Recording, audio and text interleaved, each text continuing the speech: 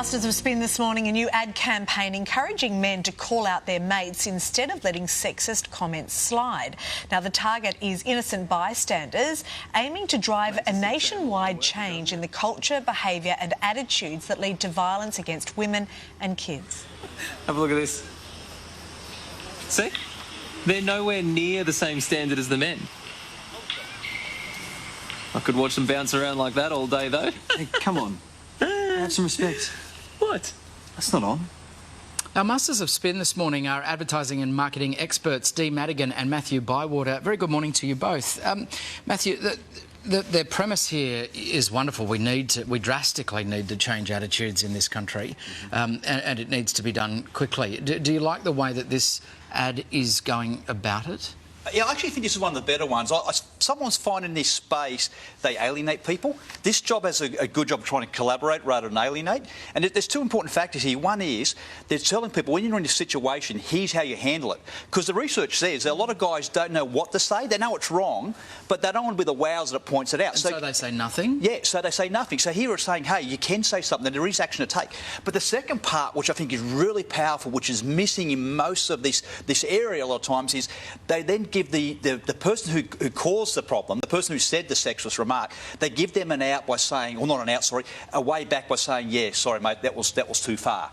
And I think that's critical. I think that is a really key point, we want to take people on this journey. We want to bring everybody along. We don't want to alienate, we want to collaborate. So, Dee, I really like the messaging, which we know it needs to be. The messaging needs to be to men here, not to women, about wearing flat shoes, walking to the car with their, with their girlfriends and so on. It needs to be to men. Yeah, because women are the ones who we have to change our action. So this is good. So I really like one of these ads. The second one, not as much, because it is two guys commenting on the attractiveness of some women in a park.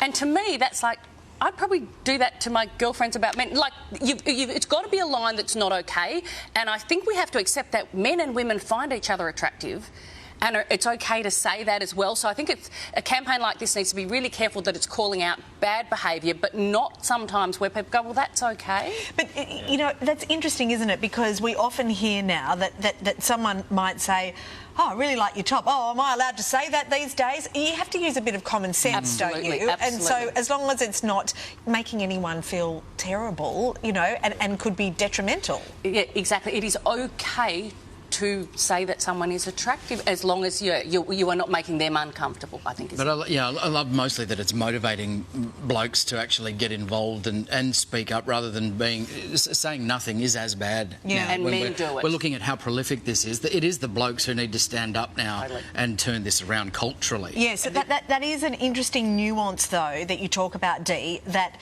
yes, as long as no one's offended by it, but also not objectifying and making women think that it's just about how they look, where they get their self-worth from. I mean, that's underlying this. But it's such a fine line because men and women and men and men and women and women are attracted to each other, and that's okay as well. So it's just working out where those lines are. That's where that second part about the alienation is really important, because if I was to say, oh, Mon, you look very attractive in that dress, and Matt says, hey, that's a step in the mark, rather than alienate me, I need to be able to go, well, yep, sorry, I went too far. I recognise that. Recognise that, and then we can all move on together, rather than creating these fractions in society. Such and such, Matt, and, you know, what's wrong with you for... And it depends, whether there was genuine malice there or it was you misspoke.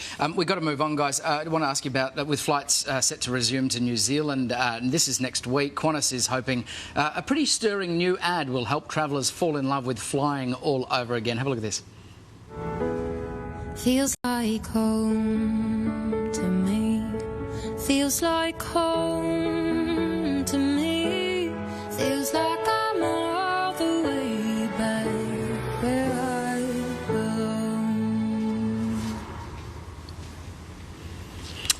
Pretty powerful, I think. What do you think? I think it's smart strategically. It's a beautiful rendition of the song, but what they haven't done, which they'd normally do, is a really big budget, you know, heartstring sort of campaign, and they've deliberately not done this, I think, really wisely. In this climate. Would have been a really bad look. So it's got that kind of almost handheld mobile phone kind of feel about it, which is probably really smart. And in fact, the ad starts with just empty, empty airports, planes just on the tarmac, which is very powerful. Yeah. When you think about how many jobs that means.